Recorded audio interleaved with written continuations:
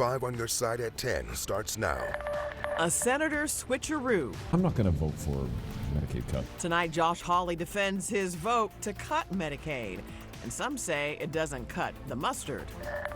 Steamy with a storm chance. That's how we'll start the weekend. Why not everyone will see rain, but those of us that do may get drenched. Our top story, radiation reparations. It wasn't about the money. It's about the acknowledgement. Tonight, the next steps for St. Louisans sickened by radioactive waste. Just hours ago, North County neighbors packed a town hall looking for answers just days after the passage of the Radiation Exposure Compensation Act. Good evening. I'm Kelly Jackson. And I'm Mike Bush. The federal government will now pay people who got sick. Our Brent Solomon is just back from a community meeting with what will happen next. Well, Mike and Kelly, there's no timeline yet on when that money will be made available, but we are learning how much victims will qualify for and how the process might look based on those who've been through this before.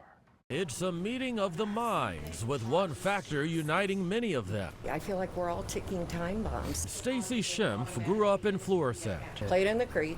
And can relate to what so many are dealing with. So many family I've lost to this, and 4 friends fighting for their lives right now, dealing with cancer that all grew up there. It's why Just Moms STL hosted this community forum Thursday evening, taking questions about the federal government's plan to pay people who developed cancer from radioactivity in the St. Louis area. It's the first time our area has been approved. Finally, we feel seen and heard. Kristen Camuso, a cancer survivor, says those who got sick can qualify for $50,000 or be reimbursed for medical costs. Anything that wasn't covered by insurance but came directly out of your pocket, whichever is greater. She says if a person passed away, their next of kin can apply for $25,000. You're going to have to probably prove your residency and also your illness. It's all familiar for Schimpf. Her family got money through RECA when her grandfather died after working at a radiation lab in California. It was a long process and a lot of shifting from one facility to another. We're hoping for a much smoother process this time. Although she's living with 5 autoimmune diseases, that doesn't qualify. Congressman Wesley Bell telling the crowd he will fight to have those illnesses covered, as well as more zip codes in the area. These people have suffered enough. Organizers are hoping to have more informational sessions like this one at different locations at different times. Stay tuned as those plans develop. Now to the weather impact forecast. A hot and humid night in St. Louis. Chief Meteorologist Scott Connell is tracking our chances of weekend storms. Scott? You know, we do have those weekend storm chances heading our way. We might even see an isolated storm tomorrow, but not everybody is going to get a storm. In fact, some of us won't even see rain this weekend. That's a look out at Lambert tonight, where things are coming and going. The planes are moving along, doing pretty well at this point, despite the fact that you have some big thunderstorms that have been in and around the Chicago area tonight. More on the approach there, also out towards Omaha. All of these storms seem to be staying well to our north tonight, but they do toss some clouds our way towards tomorrow morning. That's something we'll watch for early on out the door tomorrow morning. Probably a partly cloudy sky, maybe a little thicker north of St. Louis. It's another warm night, though. Temperatures holding in the 70s tonight, and it'll jump quickly tomorrow afternoon. We're going back into the low to mid 90s. It will feel like it's in the triple digits, but as we head into the weekend, here's the thing. Yes, there is the chance we're going to get scattered showers and thunderstorms both Saturday and Sunday. We'd say especially during the afternoon hours, but Sunday it may be more south than east of St. Louis, and still Saturday's a bit up in the air because of thunderstorm activity that develops tomorrow night. So some of us get a scattered downpour, maybe a brief gust of wind. It's one of those weekends where you might need the sunscreen, and then an hour later you need your umbrella. We'll see in a few minutes. We'll talk more about that and a little break perhaps for the end of next week. Tonight, a man is being treated for life-threatening injuries after he was shot outside a Family Dollar store in North St. Louis County. The shooting happened just after 5:30 near the intersection of Shackelford and Humes. A black sedan in the parking lot had several bullet holes. No word yet. We're working on it, but no word yet on any suspects or a motive. 2 people are recovering tonight after a crash into a home in Overland. Police say despite the wreckage, their injuries are not severe. 5 on your side's Laura Barcheski talked with neighbors shortly after the crash happened. Overland police say around 12:15 Thursday, a car was speeding eastbound down Midland Boulevard when it crashed into another car near Sims Avenue, then crashed into a house on the corner. Officials say 2 people were actually home at the time of the crash, and one of them was sitting right here in the living room when the car came flying into the house. The driver and one person from the house were taken to the hospital. Neighbor Jennifer Stuvlin from a few houses down was home at the time. I heard the big boom and then I heard the sirens. I was actually sleeping because I work nights. But yeah, and then somebody posted in the Overland neighborhood watch group that somebody crashed into that house. Other neighbors who wanted to remain anonymous tell us they saw a green Dodge Charger and another car being chased by police when the crash happened. Stuvlin says speeding down Midland is nothing new and police patrol the area often. They definitely go too fast down the street a lot. Like you'll see they'll get to the light and then they'll speed up to try to get it. And they're not supposed to make a right turn on red at the light, and a lot of people just go right through it. So it's supposed to be 25 during school hours. She says it's a miracle no one else was hurt in this crash with a bus stop nearby. We have the school across the street, so, you'd think they'd be a little more careful because, there's always kids around and stuff. And even though it's not in right now, lots of people, go over to the park, walk their dogs, and there's kids that play over there and stuff. Police say the home is no longer livable because of the extensive damage. Crews were there boarding it up a few hours after the crash. It's really crazy. I mean, I hope everybody's okay, and, I hope it wasn't too serious. I feel really bad for the people that live in the house. Reporting in Overland, Laura Barcheski, 5 on your side. And Overland police say they are still working to determine what charges the driver will face and have not released any other details about what led up to the crash. Tonight, St. Louis police are looking for people who were injured in a downtown fireworks attack. Video circulating on social media show a man intentionally throwing fireworks at people near the Wheelhouse on Spruce Street and on Washington Avenue. If you're a victim, you're asked to contact bomb and arson detectives. The number's 314-444-5380. He called Medicaid cuts morally wrong. Then he voted for them. Tonight, Senator Josh Hawley defends his flip-flop as health policy experts tell our political editor Mark Maxwell the math doesn't add up. 2 months ago, Senator Josh Hawley wrote it in black and white: don't cut Medicaid.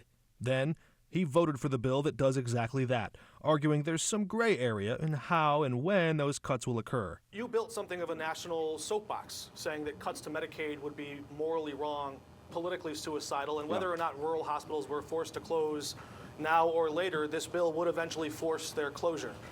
How do you think voters in Missouri feel hearing you say all that and then vote for it anyways? Well, I hope that they feel that and recognize they're going to get $1 billion more in rural hospital funding in the next 4 years because of our efforts. Missouri is actually going to see an increase of $1 billion for rural hospitals from now to the end of the decade because of this legislation, and specifically because of provisions that we got put into legislation. But health policy experts say that oversimplifies and obscures what the bill actually does. So when Josh Hawley is saying that he has brought home $1 billion to Missouri for rural hospitals, that is just, plainly not true. There's no guarantee that that will be the slice of the pie that Missouri gets. Emily G. used to work as an economist at the U.S. Department of Health and Human Services. She says each state will have to apply and meet strict criteria to qualify for those competitive nationwide funds. Nonpartisan analysts at the Congressional Budget Office projected the One Big Beautiful Bill Act would slash $1 trillion in federal Medicaid spending. What does that look like to Senator Hawley? And we will see no benefit cuts whatsoever, again, because of compromise language we were able to win and get put into the bill. So we asked his office to show us that language or his math. So far, we've seen neither. Recent research shows just the work requirements alone are likely to boot thousands of working Missourians off their health insurance. I think it's not just possible, it's almost guaranteed that people are going to be losing benefits. A 2019 study in the New England Journal of Medicine found that in 6 months when Arkansas tried it, researchers found a significant loss of Medicaid coverage and rise in the percentage of uninsured people. Quote, we found no significant changes in employment associated with the policy, and more than 95% of the people who were targeted by the policy already met the requirement or should have been exempt. In St. Louis, Mark Maxwell, 5 on your side. In a statement, the president of the Illinois Health and Hospital Association said these cuts would, quote, force hospitals to reduce services, lay off staff, or close entirely. In the St. Louis metro area, more than 300,000 people depend on the Medicaid program, and tens of thousands could be expected to lose coverage. Tonight, more money and resources are on the way to help with the response to the May 16th tornado. Mayor Kara Spencer gave 3 major updates today, including a new tornado recovery office at City Hall. The city also signed a contract to increase debris removal, and the mayor announced a $19 million relief plan using some of the ramp settlement money. Mayor Spencer says these funds will be in the hands of the people soon. This summer. I don't have a firm date, but we do anticipate people being able to apply for these and getting those out there in the coming weeks. And we also learned today former SEMA Commissioner Sarah Russell remains on paid leave. The internal investigation into why the sirens weren't activated is now complete, but the external review is still ongoing. Tonight, a lane closure is causing a major traffic impact at 270 and 44. The right lane of northbound 270 is closed for the foreseeable future. There are safety concerns after a piece of equipment damaged a girder on the bridge over I-44. All exits remain open, but MoDOT warns the closure could slow traffic. Tonight, we got our first look at a new center to help students prepare for high-demand careers in manufacturing.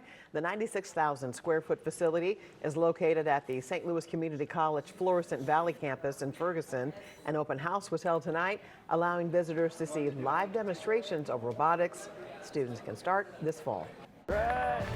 Rolling down the Missouri River. We're in this for the long run. Hundreds of paddlers competing in a grueling race. We are capable. We can do whatever we want. The one boater breaking barriers. The Note changing its tune in the broadcast booth. And he scores! Snuggerud! The shakeup silencing a Blues legacy. It's a typical summertime weekend in St. Louis with a chance of scattered thunderstorms, but hold on. There may be a brief break from the steamy weather toward the end of next week. We'll track those changes in 6 minutes.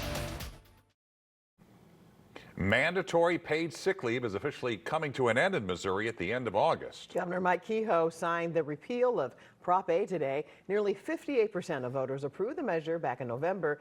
The bill leaves in place the $15 minimum wage, but eliminates future cost of living increases. The Missouri Chamber of Commerce calls Prop A a job killer. Worker advocates call it a slap in the face of workers and voters.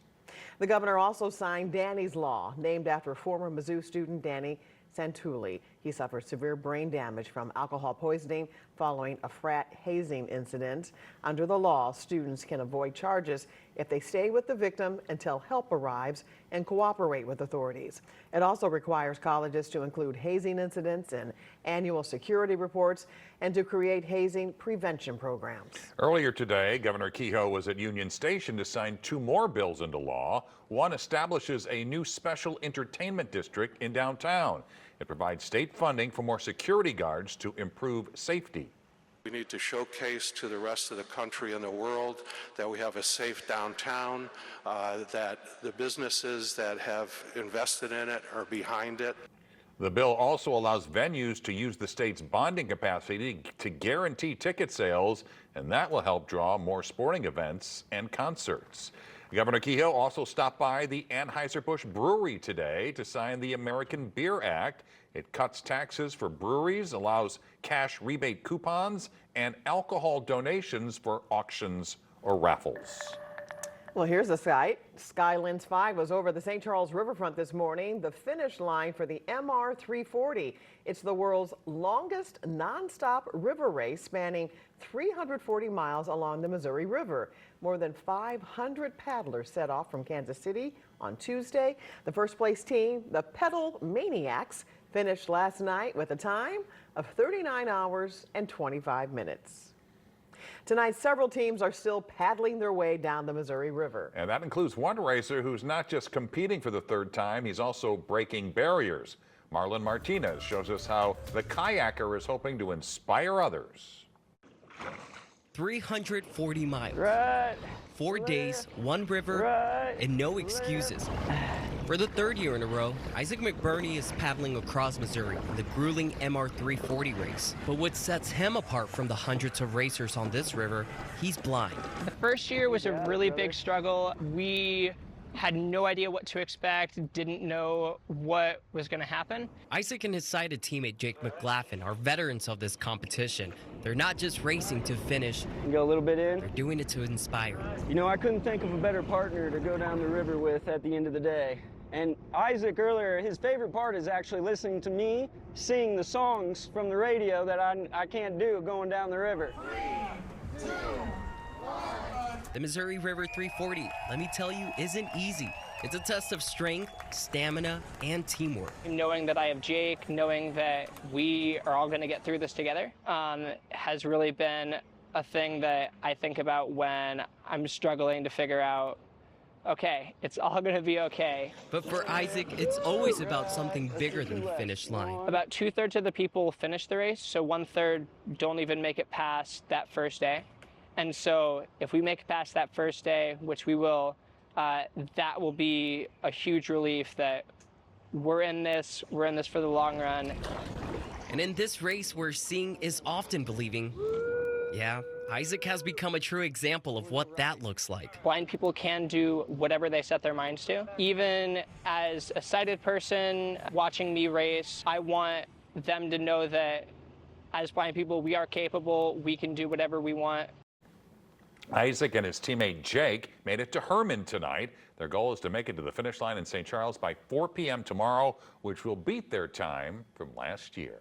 And Chief Meteorologist Scott Connell's here with the weather impact forecast. It was a great day for people, even though hot, but be able to roll on down the river. You think coming down the river, you know, you got all the bugs. You think about the bug spray, the sunscreen that they have, plus all the water that they've got to take.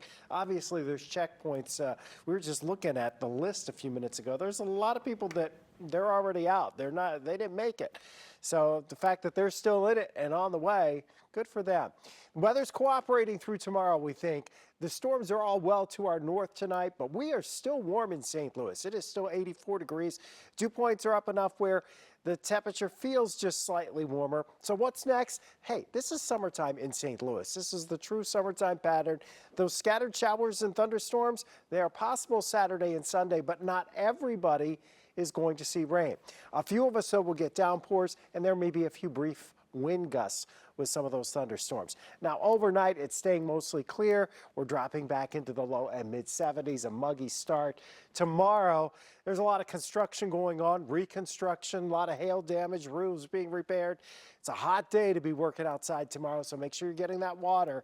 But the chances for rain tomorrow, very limited, very low, but we can't rule out an isolated storm. There's a little better chance for storms over the weekend as we have a front meandering through, but again, this is a weekend where you need the sunscreen for part of the day, you may need the umbrella or to step inside away from a thunderstorm for an hour or two, and then that's it. Tomorrow afternoon, isolated storm could pop up. It's hot, it's humid, can't rule it out. Then we have thunderstorm complex areas to our north that late Friday night will try to make a run at St. Louis into the overnight hours. They traditionally fall apart. That's what we're expecting to happen. However, the question is, where is the boundary as we go into Saturday and Sunday? We know the front is going to be slowly sauntering into the region as we head into Sunday. But the focal point for where those showers and thunderstorms will be on Saturday largely is going to depend on where those thunderstorms die and the boundary they put down early on Saturday morning. It's too soon to really get that specific. But again, we're not expecting huge amounts of rain over a large area, just isolated downpours. And Sunday, most of it south and east. And here's that good news. As we go towards next week, the end of the week, the probabilities favor slightly cooler than average temperatures sliding in. So our average high this time of year is 90 degrees. We're certainly exceeding that tomorrow, but over the weekend, pretty typical, humid. But maybe, just maybe, the pattern will shift a little bit towards the end of next week, perhaps into next weekend. You know, it's hard to keep the heat and humidity out of here for an extended period of time in July and August. But, you know, starting Thursday afternoon, Thursday night, that drier air tries to work in. And maybe Friday next week and Saturday are actually a couple of comfortable days. That would be nice. It'd be nice. All right, Scott, thanks. Corey is in with sports. Miles Michaelis got back on track in a big way at Busch, and the Blues are shaking up their broadcast booth. Sports is up after the break.